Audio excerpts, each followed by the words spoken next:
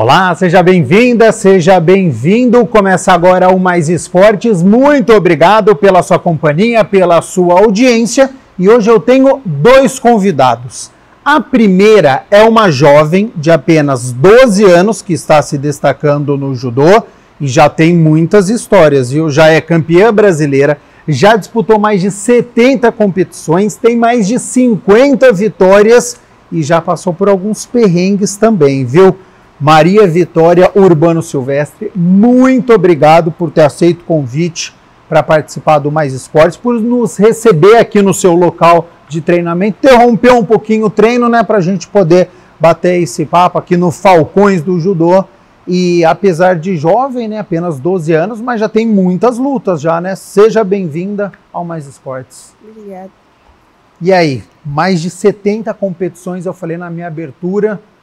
Como é que é para você, ainda nova, mas já ter disputado tantas lutas?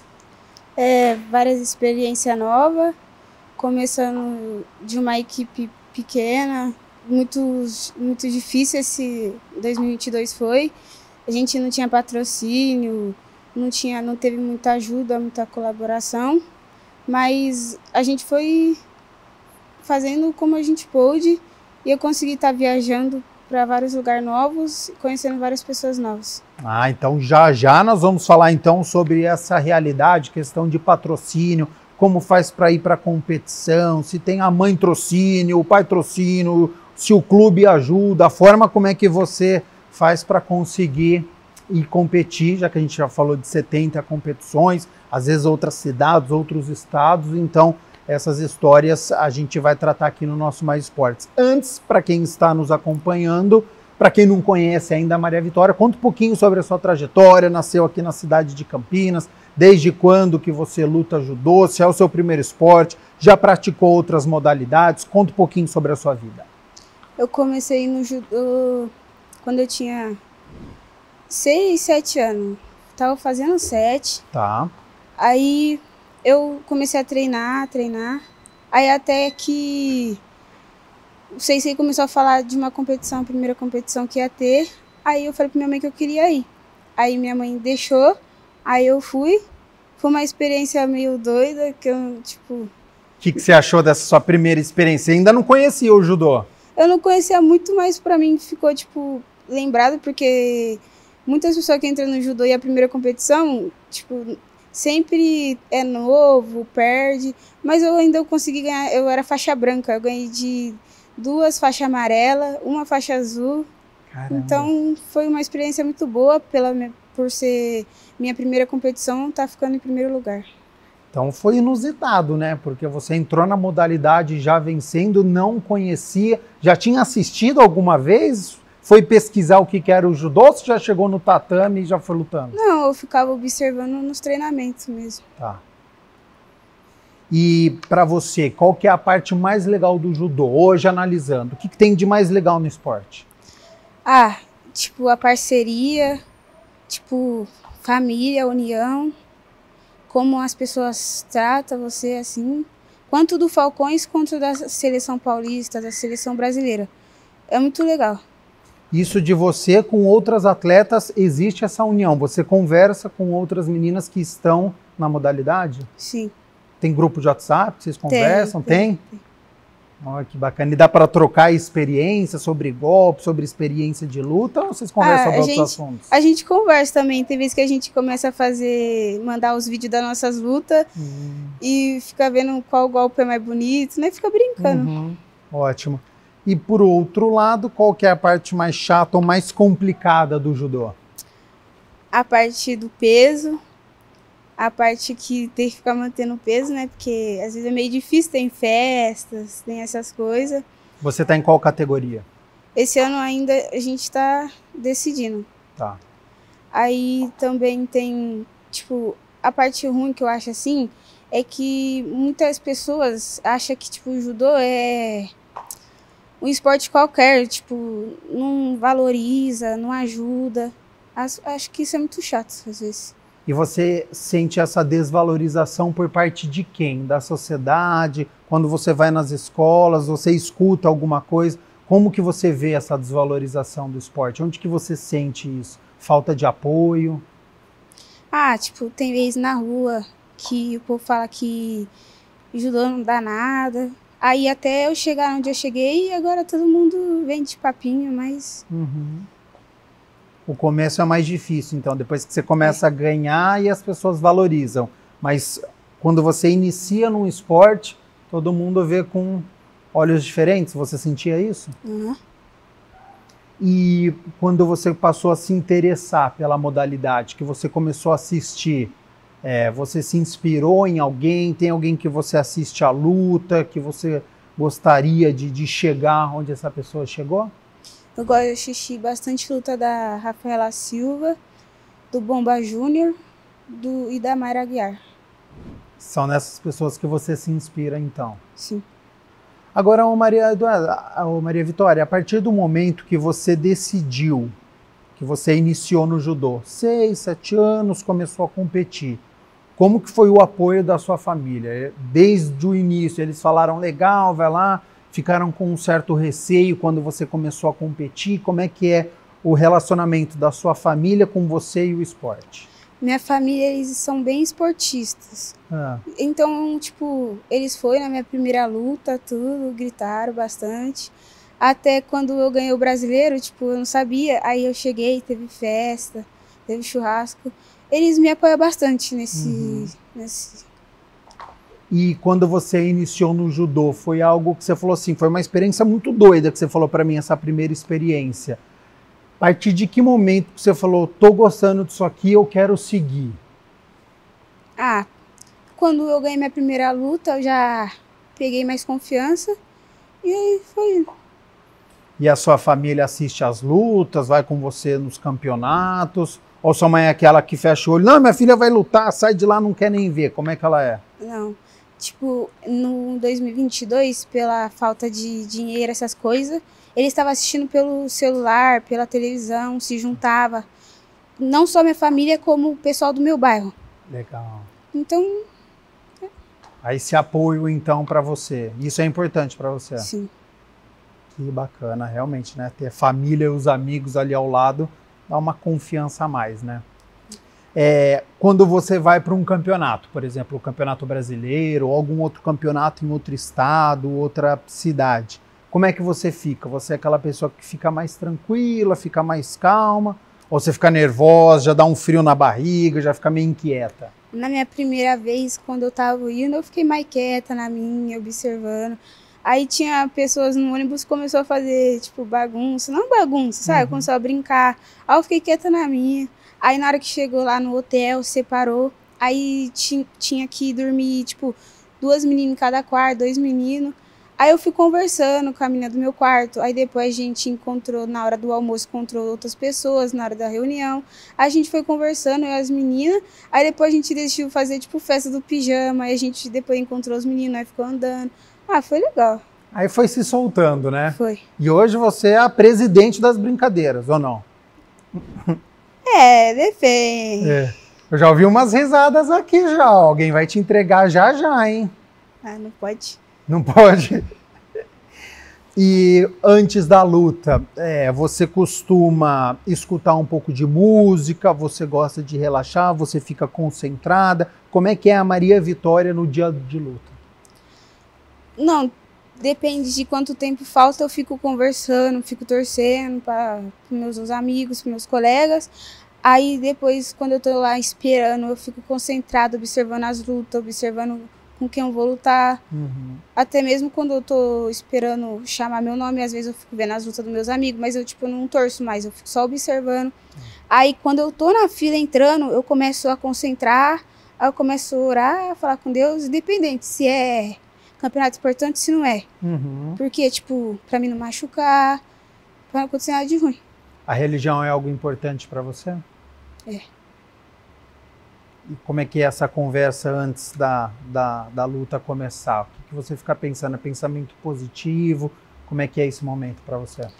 Eu falo que eu vou dar meu melhor, que eu não me machuque, isso. Sobre o Campeonato Brasileiro, né, que foi a sua principal conquista. Quantas lutas você realizou? Para quem está nos acompanhando, qual que foi a cidade? Foi fácil? Foi difícil? Como é que foi ganhar um brasileiro? A minha primeira luta no Brasileiro durou 4 segundos. Foi Nossa. fácil. Eu já peguei confiança. A minha segunda luta demorou. Eu ganhei de Shido. Dei 3 Shido na menina. Aí foi uns 10 segundos, demorou um pouco mais? Não, demorou bastante. Aí depois eu lutei com uma menina do Rio de Janeiro. Não demorou tanto. Tipo, eu movimentei, aí eu entrei, aí eu ganhei. Aí eu relaxei, aí eu falei, agora é a final. Aí eu fui lá pro fundo, fiquei concentrada. Aí depois chegou a hora final, aí tinha uma música pra quem ia finalizar. Tipo, ficou eu e a menina que ia lutar a final da minha categoria. Uhum. Aí outras 2 meninas que iam disputar terceiro e do outro lado 2 meninas que iam disputar terceiro. Aí na minha frente, assim, ficou os 2 meninos da mesma categoria que ia lutar a final. Aí, tipo, feminino. Aí começou a tocar música. Aí eu já comecei a ficar nervosa, porque tinha uma musiquinha lá. Aí falava seu nome lá no alto. Aí todo mundo ouvia seu nome, aí foi mais legal. Aí na hora que eu ganhei, também falou campeã brasileira, Silvestre Maria. Aí eu relaxei. E a luta foi difícil, afinal? Porque você estava nervosa então, né? Ah, com toda essa cerimônia. Eu fiquei um pouco nervosa, porque... Mas eu também estava bem confiante, porque aqui o CC estava me treinando bastante para chegar lá, porque a menina que eu cheguei na final, sempre todos os campeonatos eu perdia para ela, mas eu estava confiante também, ia dar meu melhor. Então você já conhecia a sua adversária da final, já tinha lutado contra ela? Já. Aí quando eu ganhei, tipo, na hora que eu joguei ela assim, ainda eu girei e continuei a luta, eu não tinha visto que tinha acabado. Aí na hora que eu olhei assim pra televisão com o meu nome escrito Maria Silvestre campeã, aí eu relaxei, aí eu comemorei, aí eu chorei. Foi legal. Aí extravasou, né? Aí conquistou a vitória, que é muito importante, né? Um título brasileiro que você vai levar para sempre, sem sombra de dúvidas. Agora, Maria Vitória, você é muito nova, mas você já é atleta, você já disputa competição. E sempre aqui no nosso Mais Esportes, há 6 anos que eu estou fazendo esse programa, sempre quando eu entrevisto um atleta, eu faço essa pergunta aqui. Você tem alguma superstição antes de entrar no tatame aqui? Pode ser a camiseta da sorte, pode ser algum alimento que você precisa comer, precisa falar com alguém, alguma correntinha. Tem alguma coisa que você faz antes da luta que te dá sorte, ou você não tem nada, entra no tatame e vai e luta? Não tem nada. Não tem, não entra com o pé direito, não... Ah, agora tem a mania do pé direito, mas... Qual que é essa mania do pé direito? O que você tem que fazer? Não, antes que eu entro, tipo, na hora de entrar, não muito, mas na hora de lutar, entrar com o pé direito, peguei essa mania. Tá. Não tem camisa da sorte, não tem roupa da sorte? Não. Não precisa fazer absolutamente nada antes da luta. Entrou com o pé direito e luta. E hora? É. Tá. Qual que foi a luta mais difícil que você já fez até hoje e por quê? Luta mais difícil? É porque minhas lutas mais difíceis, assim... Minhas lutas são bem rápidas, mas tipo, a mais demorada, que foi mais difícil, foi minha segunda luta do brasileiro.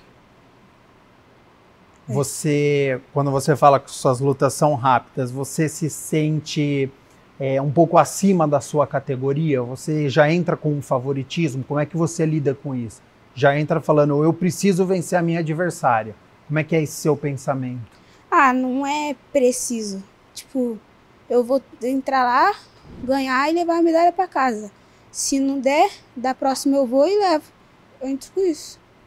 Para esse ano de 2023, já existe um planejamento? Vai mudar de categoria? Porque até então era sub-13. Agora em 2023 muda de categoria? Depende de quanto eu estiver pesando, mas eu tô focando para mudar de categoria. Tá. E aí vai para uma categoria acima? Não. Ou depende? Depende. Tá. Como é que é a sua rotina quando você está de férias? Então, por exemplo, dezembro, janeiro, que tem as férias escolares, e mês de julho. E quando tem aula, como é que é a sua rotina para você poder conciliar os treinamentos do judô e também a escola? Agora que eu tô de férias, eu venho, treino de manhã, aí eu vou em casa, almoço, descanso, depois treino na academia, aí depois eu descanso o resto do dia. Isso de terça a sexta. Aí, quando voltar às aulas, eu vou ir para a escola. Aí, da escola, eu venho pro judô. A escola é de manhã? Não, é das 7 às 4. Tá, é integral, período integral. É. Aí, depois eu venho direto pro judô da escola. Aí, eu vou pra minha casa, tomo banho, descanso e vou pra academia. Aí, depois eu faço lição, minhas coisas, durmo. Aí, depois, no outro dia, a mesma coisa. E é uma rotina que você considera pesada, que você fica cansada ou algo que você gosta? Não, em 2022 eu tava gostando, porque, tipo, eu não ficava não ficava muito na rua, eu tava focada em mim, e depois, quando começou a acontecer isso, eu fui evoluindo. E na escola, quando você chega, já tá famosa, suas amigas já sabem que você tá conquistando muitos títulos, sabem que você é do judô, como é que é você na sala de aula lá? Ah, é legal, porque quando eu chego todo mundo bate palma. Quando eu fui pro Campeonato Pan-Americano, tava todo mundo assistindo na escola. Também fizeram cartaz pra mim, colocaram na porta da sala. Foi legal. Que bacana. E é legal esse reconhecimento, né, da escola, dos seus amigos. E como é que funciona a questão da sua alimentação, da parte física? É algo que você presta atenção? Dá umas fugidinhas, come umas pizzas, toma umas broncas, como é que é isso? Antes eu dava umas fugidinhas, mas não vou fazer mais isso não. O que acontece quando você dá essas fugidinhas? Toma bronca de quem? Não é que eu tomo bronca, é porque eu aprendi, porque no campeonato que eu fui, eu tive que lutar com uma menina de 140 quilos. Aí depois eu meio que machuquei. E isso foi uma semana antes de eu viajar pro Pan-Americano. Tá. Aí eu falei, não vou fazer mais isso não. Qual que foi essa lesão que você teve? Pegou parte da coxa um pouco, virilha, mas depois passou. Uhum. Essa é uma preocupação que você tem, cuidado com o corpo, para poder não se lesionar, porque ele é um esporte de contato, né? O tempo inteiro você está ali com o seu atleta. Existe essa preocupação para você se manter saudável, para você poder lutar, brincar, manter a sua vida? É tomar cuidado, mas também eu gosto de fazer luta rápida, dependendo da pessoa, eu gosto de pegar, movimentar bastante para ver como que ela luta, porque às vezes eu sei que eu vou lutar com ela em outro dia, outra vez em outros campeonatos, então já tem que pegar a experiência. Então existe estratégia no judô. Para quem está nos acompanhando, não conhece muito judô, fala um pouco para a gente sobre estratégia. Você já chega, já pega seu adversário, já tenta derrubar, você vai estudando, vai rondando, vai movimentando. Explica para quem está nos acompanhando um pouquinho sobre o judô, questão de estratégia. Depende da pessoa, porque também em 2022 eu estava fazendo muita luta rápida. Tá. Eu só entrava, a pessoa ficava dormindo, eu entrava, eu ganhava. Também não fico muito demorando muito para não tomar. Tá. Então você é focada já para vencer seu adversário quanto antes, para não correr risco. Ótimo. Agora, Maria Vitória, para quem está nos acompanhando, eu fiquei sabendo de uma história, de um perrengue. Quem está nos acompanhando gosta de perrengue, gosta de dificuldade. Você estava indo para uma competição e você teve alguns problemas. Então conta para a gente, para quem está nos acompanhando, o que aconteceu na competição, se foi na ida, se foi na volta, quais foram os perrengues que você já passou por aí?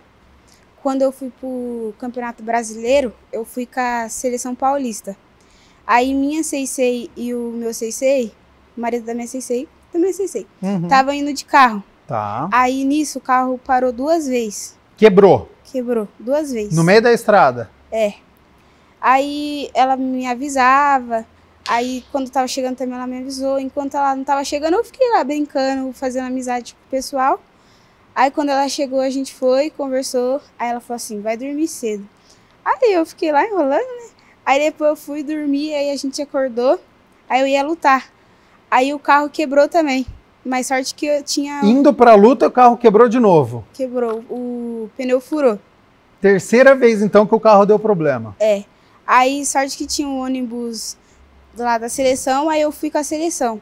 Aí deu tempo deles chegarem lá, antes de eu lutar. Aí eu lutei, tudo certinho, aí depois a gente comeu, aí a gente indo embora, o carro tava parando, falhando. Aí a gente teve que parar num posto, Aí colocou gasolina, se eu não me engano. Tá. Aí a gente continuando indo, aí depois falou assim, ah não vamos tirar a gasolina, que acho que eles estavam achando que era a gasolina que tinha colocado no posto. Aí ficou horas, aí escureceu lá, aí depois o moço passou o número de outro moço para ver se não era um negócio lá do carro. Aí a gente teve que chamar um táxi e dormir num hotel, deixar o carro lá. Meu Deus. Para no outro dia a gente acordar cedo, voltar lá pro moço arrumar. Aí a gente foi, tomou banho, descansou, dormiu, aí a gente acordou cedo, aí a gente já tinha falado com o táxi se ele podia buscar nós outro dia. Uhum. Aí ele tava lá esperando nós, aí a gente foi, voltou pro lugar que tava o carro, aí o moço ficou demorando para chegar lá. E eu querendo ir pra minha casa. É lógico, cansada, né? Início desde a hora que eu saí lá do local que eu tinha ganhado a luta, eu não tirei a medalha, eu dormi com a medalha, eu querendo chegar em casa. Já tava sonhando com a medalha ali, né? Mostrar pra minha família. Aí nunca que o moço chegava. Aí eu fiquei desinquieta. Aí o moço chegou.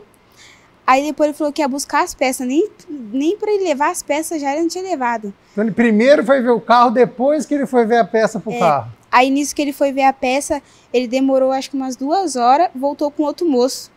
O moço não conseguiu fazer nada no carro, teve que ligar para outro moço ficou enrolando. Aí depois, nisso que a minha sensei falou assim que não queria mais, o moço apareceu, tipo, do nada, assim. Aí ele ficou vendo lá, aí nós falou assim, não, vamos chamar o guincho. Só que o guincho, tipo, levava só 2 pessoas, a gente tava em 3. Aí minha sensei teve que ir escondida dentro do carro, eu e meu sensei na frente, nunca que chegava. Rapaz, que história, hein, Maria Vitória? Quantas vezes o carro não quebrou esperando, querendo comemorar, querendo chegar em casa. E isso aí ficou barato ou ficou caro? Que eu fiquei sabendo que alguém reclamou do preço, não é? Ficou caro isso aí? Ficou. Não é fácil, né? São os perrengues, são as histórias, Maria Vitória. Tem que ir se acostumando. E você, pretende seguir no esporte? É algo que você pensa no futuro? Ou você segue no judô, vai fazendo luta, não pensa muito se você quer seguir uma carreira? Como é que é o seu planejamento? Não, eu pretendo ficar treinando por aqui, por enquanto. Até, tipo, a academia de base me chamar, eu continuar treinando aqui. Até mesmo se o Falcões crescer, melhor ainda, que eu não vou sair daqui. Uhum. Porque eu, tipo, não quero muito sair daqui, mas pretendo. Pretende seguir na carreira, então, do judô? A cidade de Campinas tem outros atletas, tem muitas competições? Não, tem acho que mais 1 ou 2 academias. Pouco, né? Para uma cidade do tamanho de Campinas. Por aí, deve ser. Você já viajou para outro estado ou até outro país por conta do judô? Já viajei pro Paraná. Foi só Paraná? Acho que foi. Paraná e fui pro Panamá. Panamá é outro país. Sim. E aí você foi disputar qual competição no Panamá? Como é que foi essa viagem internacional? Já tinha viajado de avião? Não. Nunca. E como foi? Na hora que saiu do chão, eu fiquei com medo. Aí eu depois fiquei olhando assim, isso aqui parecia tudo um mapa. Aí eu fiquei olhando. Aí quando nós passava pelas nuvens, eu ficava meio balançando, eu ficava acordada, querendo chegar logo. Uhum. Mas foi legal. E lá no Panamá, como é que foi a luta? Deu para sair, conhecer um pouquinho sobre a cidade onde você estava ou só lutava, hotel e voltou? Não, tipo, onde que eu ia lutar era dentro do hotel. Tá. Mas a gente também não podia sair muito por causa de segurança. Entendi. Os 6-6 da seleção brasileira não deixavam. Uhum. Mas aí acabou que no penúltimo dia que a gente ia ficar lá, eles deixou, aí do lado assim tinha um negócio de lanche, eu fui lá, comi, aí depois né, voltou. Mas lá é bem legal, parece GTA, as coisas de lá. Deu para se divertir na competição, então? Deu. E tem algum país que você gostaria de conhecer, gostaria de lutar? Tem esse sonho de ir para algum lugar lutar? Em Dubai, Estados Unidos, tem vários lugares. E como que é a sua relação com o seu sensei, com o Francisco? Ele é bravo? Vamos fingir que ele não tá aqui, ó. Eu sei que ele tá aqui do lado, ó. Vamos fingir. Tá só eu e você aqui. Como é que ele é no dia a dia? quando eu tô aprontando bastante, ele pega no pé. Teve 2022, antes de tudo começar, eu tava aprontando, tava fazendo coisa errada. Aí ele chamou pra conversar, aí ele conversou, aí eu falei assim, não, vou parar. Aí eu foquei e fui. Aí eu cheguei onde cheguei. Focou e começou a ganhar a luta e deu resultado tudo isso. Foi. Então eu vou fazer o seguinte, eu vou conversar com ele no próximo bloco. Então, Maria Vitória, muito obrigado por contar a sua história, a sua experiência, mesmo nova com 12 anos, mas já participou de muitas conquistas, viagens, perrengues. Parabéns pela sua superação, que você atinja os seus objetivos, seja no judô, mas seja também em outra coisa que você queira optar. Parabéns pela sua força de vontade e até uma próxima oportunidade. Tá bom? Tá bom. Então a gente vai fazer o seguinte, rápido intervalo aqui no Mais Esportes e na volta tem entrevista com o Sensei, com o Francisco, para contar mais histórias sobre a Maria Vitória, sobre o projeto e também sobre a vida do professor. Não sai daí que o nosso intervalo é rapidinho.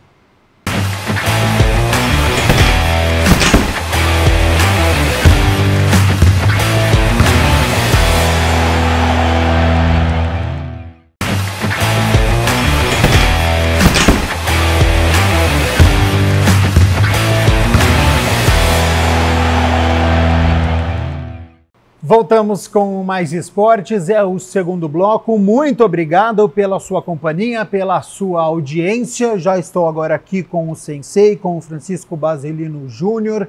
Primeiramente, muito obrigado por nos receber aqui no local de treinamento do Falcões do Judô. No primeiro bloco você estava acompanhando, estava conversando com a Maria Vitória. Como é que é essa sua relação com ela e também com os outros atletas? Ela falou que às vezes chama a atenção, você percebe essa questão de comportamento, quanto isso é importante para você. Seja bem-vindo ao Mais Esportes. Eu agradeço a presença de vocês aqui, é um prazer. A questão da Maria Vitória a Maria Vitória, como a gente fala, é mais uma das nossas atletas, né? Carinhosamente chamada, né, que ela não contou aqui, mas o apelido dela é a Nossa Pérola, nossa Pérola Negra. Acabou pegando, né, todos os amigos chamam ela assim, carinhosamente, né, e na hora que sai um pouquinho fora da linha, né, os preceitos de respeito, disciplina, não precisa ser nada grave, mas a gente costuma dizer que as pequenas coisas, quando não acertadas, elas começam a dar errado, né? E aí, quando você vai ver, se torna uma bola de neve, então é bom a gente cortar o mal pela raiz. Então a gente vai orientando cada um deles, ó, tá errado, tá certo, tá errado, o caminho correto que eles têm que seguir aqui dentro. Nossas normas e disciplinas. Ô Francisco, e a Maria Vitória, ela estava contando que as lutas delas são rápidas. Ela entra no tatame já... É uma atleta diferente, é uma atleta que tem muitas vitórias, já tem um campeonato brasileiro. Como é que você vê essa trajetória dela? Como diz, a Maria Vitória, ela acaba sendo uma pérola não só por a questão da brincadeira, mas é um achado. Ela é muito focada, né? Então muito concentrada. E a gente passa, dentro do judô, o maior respeito que você pode ter com o seu adversário é dar o seu melhor, o seu máximo. E toda a luta dela está dando o máximo. E esse máximo se caracteriza em vitórias rápidas. A gente fala que nem sempre você vai ganhar rápido, mas o respeito maior que você pode ter para o seu adversário é que você ganhe rápido. E é uma vantagem, porque na luta seguinte ela está descansada. Francisco, o seu objetivo aqui no Falcões é alto rendimento? Você procura atleta ou você enxerga como um hobby, como uma introdução de disciplina, de regras, mostra a modalidade para as crianças, para os adolescentes? Qual que é o foco que você tem? Quando eu iniciei o projeto aqui em 2009, o plano era simplesmente passar o meu conhecimento, né, tirar crianças, jovens e adolescentes da rua, né, através de uma prática esportiva, onde eles vislumbrassem algo mais nas suas vidas, né? E logo 2 meses depois eles já estavam competindo, né? A questão do alto rendimento, a gente até um tempo atrás a gente tinha a ajuda da prefeitura. Por conta da pandemia acabou por uma questão ou outra, diminui um pouco a verba e agora nós estamos pleiteando novamente. A nossa equipe de alto rendimento cede atletas para a seleção campineira, né? Jogos abertos e tudo mais. Então, essa parceria a gente torce para que continue, né? E que a gente dê prosseguimento. Porque o trabalho de base faz com que esses atletas vão servir a seleção campineira, a paulista e até brasileira.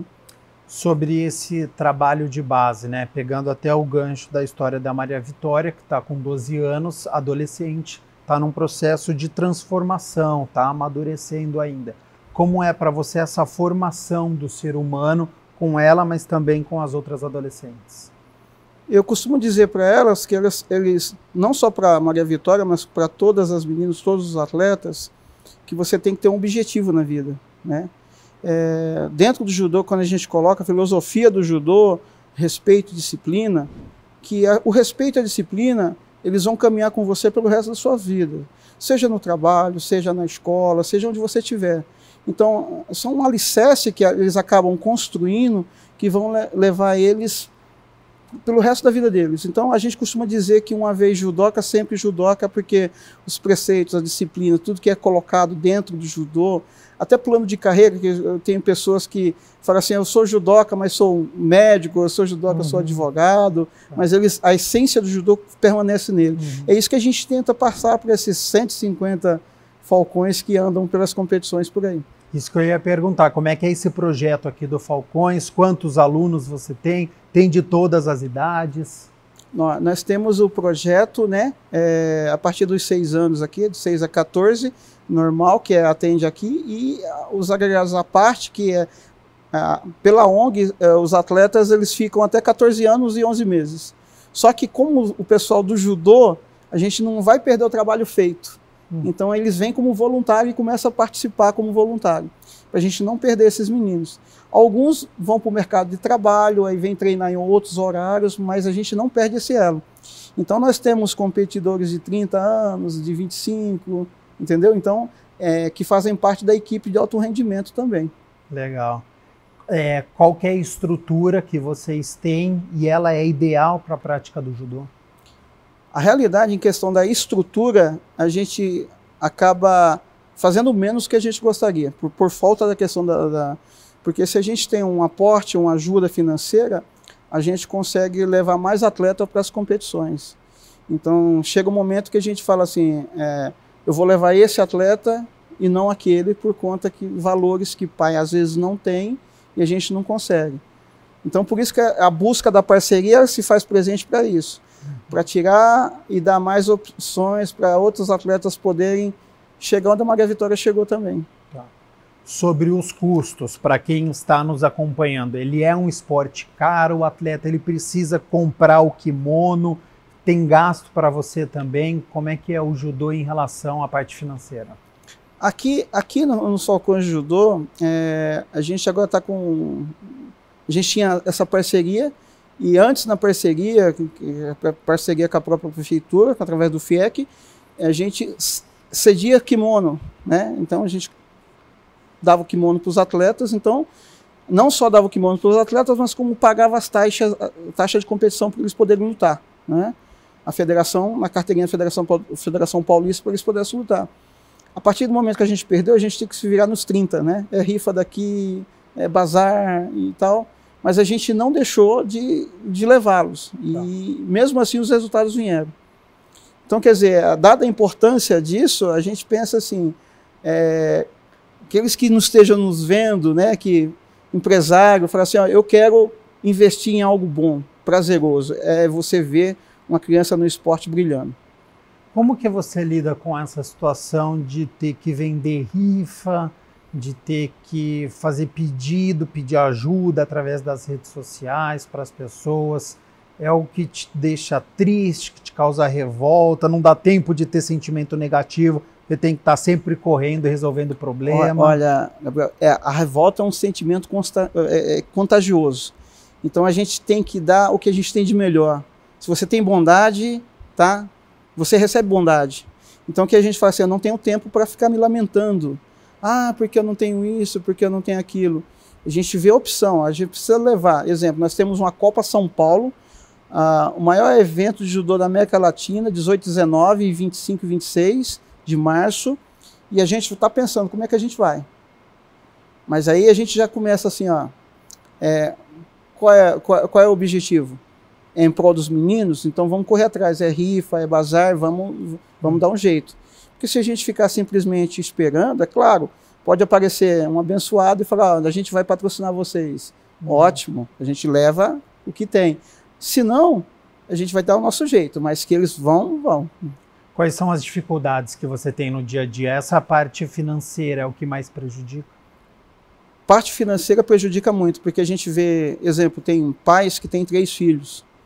Então, uma taxa numa competição simples aqui, um torneio, R$30. Um final de semana já são 90. Tá. Aí a despesa de alimentação tal. Então a ONG acaba ajudando em algumas partes, mas em outras não. Então a gente acaba ficando triste na maneira de falar assim, porque não consegue, mas a gente passa para eles o seguinte, nada é fácil. Né? Na vida você vai ter muita coisa muito mais difícil, isso aqui é fichinha, então vamos, né?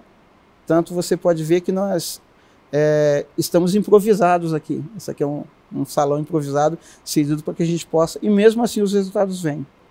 Né? Então a gente agradece a todo momento, toda ajuda é bem-vinda, então a gente espera que essa ajuda possa vir para a gente poder ajudar mais pessoas também, mais atletas. Quando tem viagem para outro país, para outro estado, por exemplo, a confederação dá uma ajuda, a seleção brasileira custeia?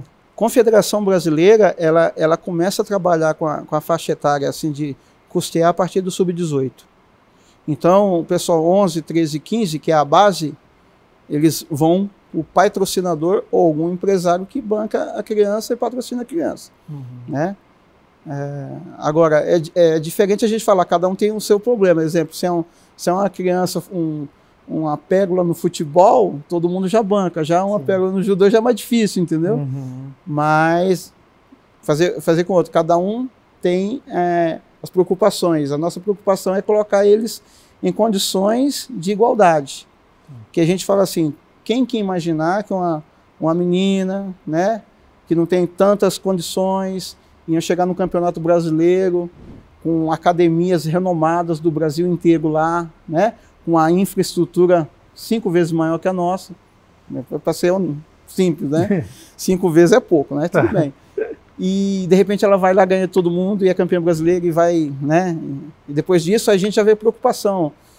Como a gente vai fazer para ela ir para o Pan-Americano? Vaquinhas e a rede, a network, né? Da ONG ajudando, colaboradores, pessoas anônimas que, né, investiram também nela e a gente vai sobrevivendo. E os atletas, eles sabem desta situação, desta realidade? Vocês tentam blindar, vocês jogam a real? Como é que é essa realidade? A gente fala assim, através deles a gente fala com os pais. A gente, em reuniões, no começo do ano, a gente fala, vai ser difícil, não temos verba, não temos... E no ano passado nós fizemos isso e terminamos como a melhor academia entre 60 academias da região, terminamos como a melhor, mesmo sem esse patrocínio. A gente fala assim que é os patrocinadores que bancaram seus filhos, que ajudaram, tá? Né? A nossa parte administrativa, colaborando, fazendo cotação ônibus para ir para cá, chorando um pouco, não dá para diminuir um pouco, a gente é atleta, tal, precisa. Então, quer dizer, essas coisas são passadas para eles para que eles deem valor na dificuldade. Tá? Porque a gente simplesmente, digamos, se nós tivéssemos um patrocínio que bancasse tudo e o atleta não faltasse, mas alguns professores falaram para mim, o que acontece com os falcões que eles têm um brilho no olhar? Aí eu falo assim, que se você conhecer a vida deles, a parte do judô, você vai entender que é a única opção que ele tem de vencer na vida, através do esporte. A maioria das pessoas aqui do Falcão são pessoas carentes? A grande maioria Tem o pessoal aqui da favela do Buraco do Sapo, que é descendo, né, que são integrantes da equipe, né, que a gente fala, né. O pai, você ganha um abraço? Não. Tá, porque às vezes a criança vem, pratica o judô, leva a medalha para casa, mas o pai não sabe o poder que tem aqui sobre a vida do filho, entendeu? Então a gente acaba sendo um pouco de paizão também. Vem cá, dá um abraço, tal, incentivando. Até dar o clique no pai, o pai entender, poxa, meu filho é bom nesse negócio aí. Entendeu? E aí, esse é o trabalho. Aí começa a valorizar. Quais são os principais ensinamentos do judô? O que você gosta de passar e o que a modalidade pede que um sensei passe para os seus atletas? Olha, eu sempre falo, o que eu já falei anteriormente, que o respeito e disciplina te coloca em qualquer lugar. Nos lugares onde reis e rainhas vão entrar. Tá? Se você for uma pessoa respeitosa, disciplinada, você vai conseguir terminar uma faculdade. Tudo que você vai fazer com excelência. Eu sempre falo para eles, se for fazer mal feito, não faça. Né? Então, dê o seu melhor. Faça como se você estivesse fazendo para Deus. Né? Ou para aquela pessoa que você mais ama. Você não vai fazer de qualquer jeito, vai? Não. Então, faça o seu melhor sempre. E aí, tudo que vier é consequência na vida deles. Ô Francisco, como que foi a sua relação com o judô? Porque ela foi um pouco mais tarde, né? Você Sim. não foi uma criança ou um adolescente que já teve contato com o esporte. Olha, eu tinha vontade, mas minha mãe morria de medo que eu me quebrasse todo, né? Eu queria jogar bola, minha mãe, não vai. Eu queria fazer arte marcial, minha mãe, não vai, que você vai se machucar. E na época eu era muito franzino, sabe? O pessoal chamava de varetinha até, porque era muito, né? E depois eu fiquei forte, né? Mas tudo bem, né? Sim. E aí ela não deixava. E eu fui conhecer o judô através da minha filha. Então eu tenho 2 filhos, né? Um casal. A minha filha começou com 4 anos, né? E através dela, levando, aí na época o professor dela, por que você não está trazendo ela? Faz também. E aí eu comecei a fazer. Olha só, curioso, comecei a fazer, E aí, eu lembro que quando ela chegou na faixa marrom, eu também estava na marrom, né? E eu fui fazer o exame para marrom junto, e ele falou assim, quem quer fazer primeiro? Eu falei, não, eu vou fazer porque eu estudei bastante, e se ela tiver dúvida, ela vai lembrar. Aí eu fiz tudo, só errei um golpe lá, e eu ficava lembrando, eu confundi o golpe. Ela falou, pai, esse golpe que você fez, eu sei fazer, era aquele assim. Eu falei, tá vendo? Você devia ter feito primeiro. A filha sabia. Sim. Aí depois, me formei preta, ela também. Meu outro filho, faixa preta também. Olha e só. Aí o pessoal até brinca, né? Tem os Gracie e tem os basilinos, que são os pretas, né? Dos basilinos. Exatamente. Mas minha filha me ajuda, inclusive a minha filha Tamires, que é uma das técnicas da Pérola, que acompanha ela nos brasileiros da vida, nos meetings. Bacana. Então ela seguiu no judô, então. Ela é professora aqui da ONG, mas ela assessora, ajuda, né? Dá aquele feedback pra gente, precisa fazer isso, precisa cadastrar na federação, ela senta por trás dando ajuda, né? Tem uma parte administrativa. Sim, aquela então. parte lá, atenção no peso da vitória, não sei o quê. Ela como se fosse o diretor, acho que vocês trabalham muito com isso, né? Fala no ponto aqui, não fala isso não, faz isso. Tá. Mais ou menos isso. Dá um direcionamento. Dá um direcionamento aí, para mim também. E você, o seu foco total... É aqui, para mim ficar tranquilo. Técnica, eu sempre falo para ela. Porque a gente fala assim, olha, dentro do planejamento, a Vitória ela tinha perdido Copa São Paulo, tinha perdido o Campeonato Brasileiro da 5ª Região, tinha perdido o Campeonato Paulista para essa mesma menina, que ela foi campeã. Eu falei para ela, mas por quê? É uma coisa na sua cabeça, vamos tirar, vamos treinar. A menina é boa? A menina já era bicampeã paulista várias vezes. Eu falei, mas peraí, você também é boa. Você vai fazer isso. Aí, né? Eu coloquei um sparring para fazer o que a outra menina fazia com ela. Para que quando ela chegasse no brasileiro, fosse uma coisa simples para ela. Já ajustado, Quando a menina fizer isso, você vai fazer automático. Por isso que a luta durou 20 segundos na final dela do brasileiro. Nossa, muito rápido. Muito aí. E agora eu pensa, no dia do Campeonato Brasileiro dela, eu estava no Campeonato Paulista, que estava sendo em Araras, eu estava voltando, fiquei sabendo, minha filha mandou, tá na final contra outra menina de São Paulo. Nossa. Justamente a que ganhava dela sempre. E a gente estava na estrada 100 por hora, indo, celularzinho. Começou todo mundo lá no celular olhando. Todo mundo se reuniu para acompanhar a van e a van lá. De repente, quando ela deu o ipom, a van ficava lá. Eu falei, meu Deus, todo mundo pulando dentro da van. Aqui. Deixa o motorista se concentrar ali. Que a gente... O motorista só de olho assim. Eu falei, ó, pelo amor de Deus, vamos devagar, vamos devagar. O motorista para frente, a gente te conta. Não, pois é. Aqui então foi muito emocionante, porque eu falei assim, como é que a gente vai fazer uma comemoração a 100 por hora dentro de uma rodovia, indo embora para casa? E aí foi choro, alegria, aquela coisa toda. Então, são momentos que o dinheiro não paga. Sim. A gente fala. E que a gente fala, a gente trabalha para que mais vitórias, mais pérolas surjam, né? Então tem muitas promessas, só que a gente precisa ter condições de desenvolver elas. Porque, que nem eu falei, eu estou desde 2009 aqui, trabalhando no judô com esses meninos, já vi muita coisa. Já perdi atleta para as drogas, já perdi atletas para o trabalho, mas a gente fica feliz quando eles saem para o trabalho. Então, a gente vê que a cada dia chega um, eu quero vaga, eu quero vaga, eu quero treinar, eu quero treinar. E a gente fala assim, não tem como a gente que ama o que faz, ele fala assim, olha, mas não tem vaga. Não, vem você, vem mais você, vem você. Coração de mãe, coração de pai. E aí eu puxo a orelha mesmo, ó, tá fora da regra, não pode fazer, tá errado. Se não tiver nota boa, não faz exame de graduação e tudo mais. Então eu tenho mais ou menos uma rede com os pais de confiança.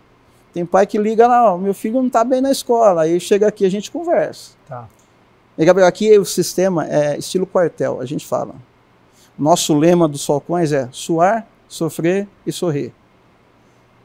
Pá, por quê? Você vai treinar firme, vai suar, vai sofrer, mas no final você vai sorrir, porque você vai atingir o objetivo. A gente fala assim, treino difícil, luta fácil. Tá. Sempre vai ser assim. Na vida é assim mesmo. Quer saborear uma boa vitória, precisa ter uma boa luta. E aí vai.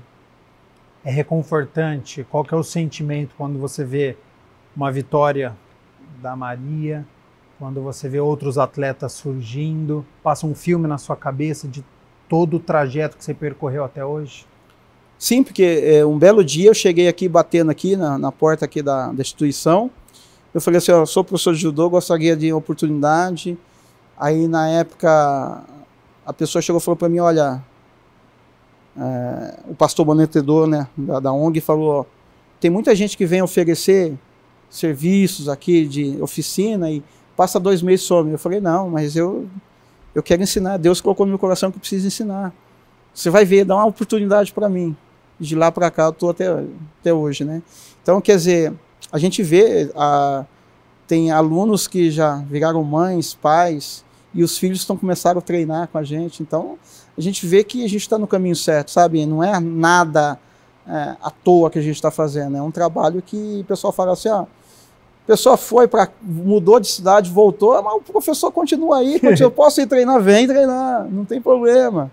Sim. Então, a gente é o mesmo, o coração continua grande, né? E cabendo sempre mais e mais. A gente só fica pensando assim, né? Tem roupa para todo mundo? Tem comida para todo mundo? A gente pensa assim... As preocupações... No geral, né? Mas onde come um, come todo mundo. Vai repartindo.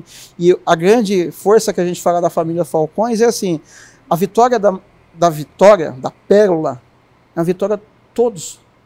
Sabe? Todos ficaram alegres, todos... ficaram entusiasmados, né? Todos falaram assim, olha, eu treino junto com a Vitória. Eu quero ser igual a Vitória, eu quero chegar onde a Vitória chegou.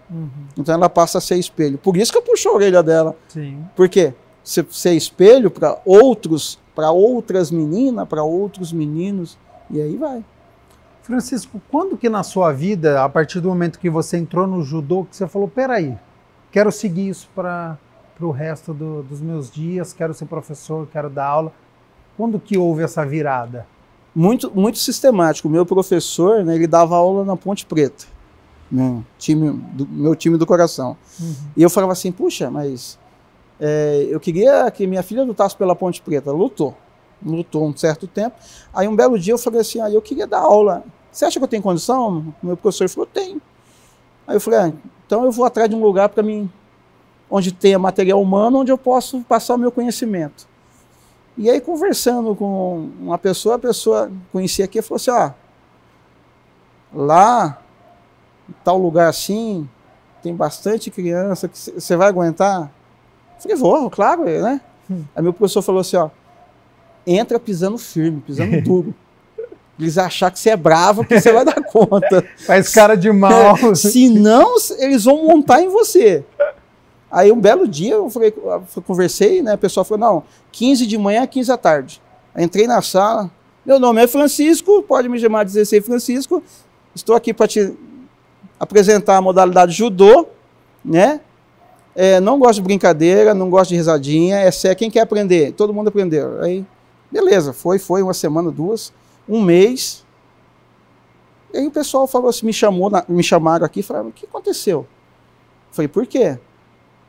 Os piores alunos da instituição, maneira de dizer, os mais indisciplinados, foram mandados para você. E hoje em dia eles são uma bênção. Estão tudo quietinho, estão tudo, né, mudaram o comportamento. Falei, quer dizer que então que vocês selecionaram aqueles indisciplinados e mandaram para mim. Sabe aquela história? Não sabia que era impossível, né? E foi lá e fez. E aí começou, né, os 15 de manhã, os 15 da tarde eram os mais indisciplinados. E aí todo mundo começou a querer vir para o judô, e de lá para cá não pagou mais. Sensacional. Então aí os pais que não conseguem, fica tentando vaga, eu quero meu filho, é hiperativo. Né? Eu falei, tá bom. Né? E o judô também, a gente pessoa com crianças com déficit de atenção, vem para cá, criança hiperativa. O judô é ótimo para isso, trabalhar isso com a criança. Como que é o calendário do judô? Tem competição aqui na cidade de Campinas? Tem que ir para outras cidades? Existe um calendário fixo? Olha, todo começo de ano, a Delegacia Regional de Judô, no caso a gente pertence à 15ª, ela reúne a base dos 60, 70 professores que tem, numa reunião, inclusive a nossa vai ser agora dia 29 de janeiro, né, em Amparo, e aí os professores vão falar assim, eu quero fazer um campeonato. É quando? Em fevereiro, outra... Então, cada um vai escolhendo sua data, e o calendário é feito em cima de cada professor. Entendi. Geralmente, quando o Falcões vai fazer alguma data, nós fizemos já, o 4º, nós fizemos 2 aqui já no ginásio do Taquaral, né? Lotou, né? Inclusive, o ano passado nós optamos por não fazer, porque não sabíamos se não ia ter recurso ou não. Mas quando a competição aqui, a gente praticamente luta em casa. E aí, o que teve aqui, nós somos campeão geral. Que legal. Vem as academias de São Paulo, Arara, vem tudo canto, e a gente foi campeão geral também. Nossa. Eu falei assim, tá vendo? É sobre isso que a gente vai falar. As competições, a gente monta nosso cronograma de exemplo. Normalmente tem 17 competições não oficiais. E depois tem o calendário da federação que sai, campeonato regional, campeonato estadual, campeonato paulista, campeonato brasileiro, que essas oficiais lá que te leva lá para seleção. Francisco, quais são os seus objetivos daqui 5, 10 anos? O que você se vê? Onde você se vê? Eu sou bem assim, a questão de humilde, eu não penso em mim. Eu penso em cada atleta. Eu penso que a gente possa fornecer mais atletas para a seleção brasileira. Primeiro que um dos sonhos meus é que tivesse algum empresário que falasse assim, eu vou, porque nós temos um espaço aqui na ONG, né, com a quadra que tem lá em cima, que a gente tem um planejamento de fazer com que essa quadra se torne o nosso dojo, né, nosso local de treinamento. Mas isso tem um aporte financeiro muito alto, né, base nos 200 mil para deixar em condições de treinamento. Por enquanto a gente está aqui formando aqui, emprestado, mas o meu sonho é que esse sonho se realize. A gente ter um local próprio para o judô, para não ter que ficar tirando tatame, pondo tatame, tirando tatame, desgasta. A gente pensa, não é que vai desgastar emocionalmente, mas desgasta o próprio material, que você tira, põe, acaba... né? E aí, esse sonho meu é formar um centro de excelência de judô. Assim como tem lá embaixo, que as pessoas possam procurar os falcões por conta do que é passado de respeito à disciplina, do que é passado tecnicamente, que elas possam buscar os falcões para isso. Francisco, que você consiga atingir os seus objetivos, parabéns pelo projeto, pela sua determinação. Já faço o convite aqui para uma próxima oportunidade, para a gente continuar esse nosso bate-papo. e fica aberto aí para suas considerações finais. Eu agradeço essa abertura, né? Porque muitas pessoas, eu sempre costumo dizer, a pessoa precisa saber aonde vai investir, a pessoa precisa conhecer quem merece e quem não merece. E eu sempre acredito no mundo é a questão da meritocracia. Nada pode ser de graça, a pessoa tem que se esforçar, né? Eu acredito que esses meninos, assim, eles têm se esforçado muito para conseguir objetivos, conseguir, que nem no caso da Maria Vitória, nunca tinha andado de avião, né? Conhecer um outro estado, conhecer um outro país, que isso possa se esparramar por todos os atletas, que isso possa ser um ponto de partida para algo maior na vida de todos aqueles que estiverem aqui nos Falcões. E isso acontecendo, eu já vou estar feliz demais. Não preciso estar rico, eu preciso estar só feliz com o resultado deles. Assim como eu estou com o da Vitória, né, com outros atletas que têm se destacado. Às vezes o atleta não precisa nem ter, Gabriel, nem ter aquele resultado, foi campeão isso aqui. Mas quando a mãe fala assim, olha, meu filho melhorou, meu filho não é mais aquele, não fica na rua, está com nota boa, já me alegra muito. Sem sombra de dúvidas. E me alegrou muito também fazer este Mais Esportes. Agradeço você aí de casa pela sua companhia, pela sua audiência. Continue aqui na TV Câmara Campinas e até a próxima. Tchau, tchau.